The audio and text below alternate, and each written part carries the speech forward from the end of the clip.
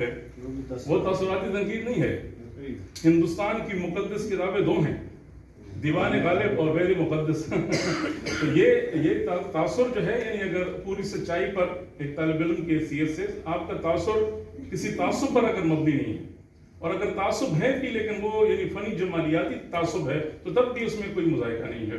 تو میں یہ سمجھتا ہوں کہ یہ بہت بڑی کاوش ہے کہ وہ لکھ رہے ہیں مسلسل۔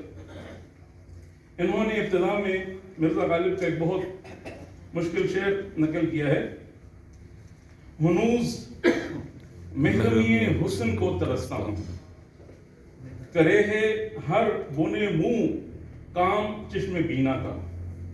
اب یہ حسن کون سا حسن ہے؟ ابھی پچھلے دنوں میں ایک کتاب پڑھ رہا تھا کروچے کی، تو کروچے فرماتے ہیں کہ اظہار جو ہے بذات خود جو ہے حسن ہے۔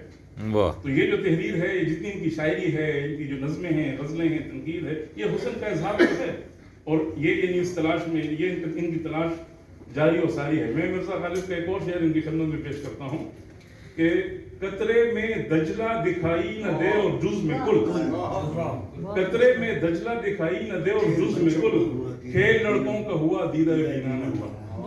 تو جو ہیں اپنا راف رسل نے اس کا ترجمہ کیا ہے غالب کا، اور انہوں نے اپنے ترجمے کا نام رکھا ہے دی سینگ آئی، چشمہ بینا۔ تو یہ چشمہ بینا اگر کسی کو حاصل ہو جائے، دیدہ بینا، اور جی